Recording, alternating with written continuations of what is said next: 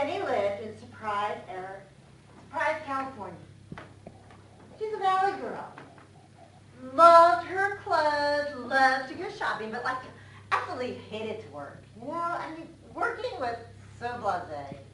But if she wanted those clothes, she wanted to go shopping, you had to work. She used to babysit for the Forsythe.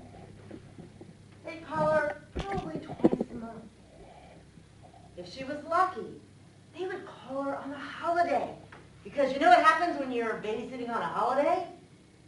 You're ringing the bus. It's no longer that $5 an hour. Babysitters now make $10 an hour. I know when I was babysitting, I was lucky to get $2 an hour, but Jenny, she could pull off $10. The Forsythes called her 8 years ago on Halloween to come and babysit. Jenny eagerly took that job and said, I am going to make the most of this. She comes to the house, she welcomes the kids. They have a little boy and a little girl. She's all excited. The parents leave, and Jenny made her special lemonade just for the kids. Whole bunch of lemonade mixed in with lots of Robitussin.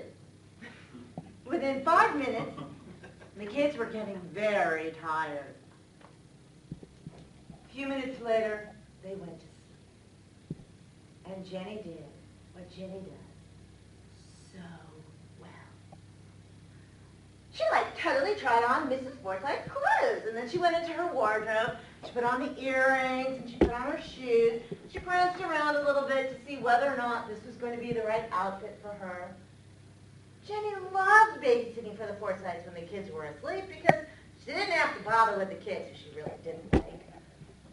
Yet she could go on a shopping spree and find out, oh, would Mrs. Forsythe really notice this shirt missing? Or this pair of pants? They fit me like a glove. 8 o'clock at night, the phone rings.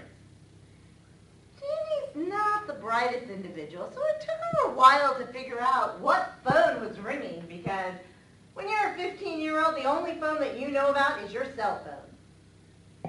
She realized there's a landline there, and she answers the phone. Silent. Jenny being a teenager, she's used to those hang-ups because whenever you have cell phones, your friends have spotty call service and so forth. So she just hung up the phone and decided, you know what? I'm going to take a bubble bath. So before you know it, she goes in, she's taking a bubble bath because Mr. and Mrs. Forsythe aren't going to be home till well after midnight. 10 o'clock, she's downstairs watching TV. And the landline rings again. She picks it up. And all she hears is, are you alone? Jenny's smart enough to realize something's going on. So she calls Mr. and Mrs. Forsythe.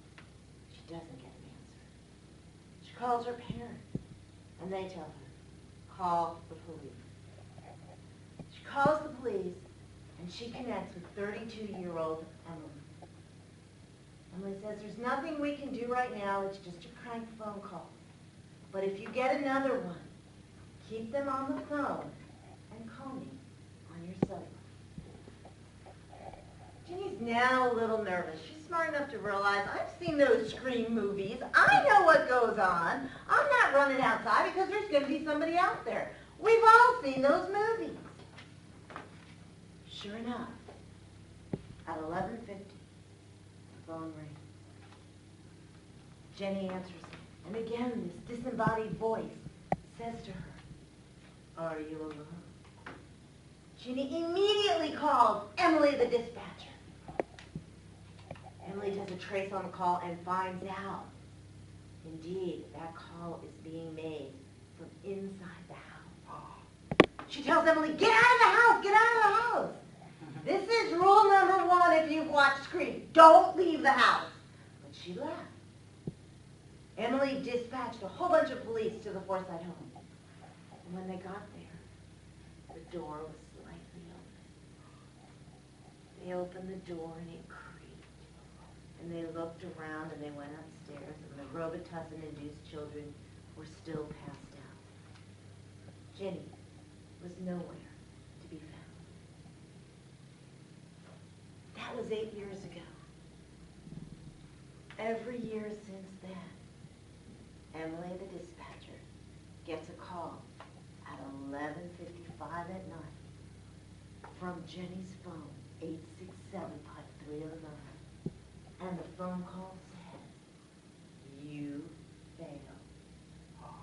And within the next 3 minutes, Emily gets a call from a distraught teenager who is getting scary phone calls. And Surprise, California is missing another teenager. Every year for 8 years, a teenager has gone missing in Surprise,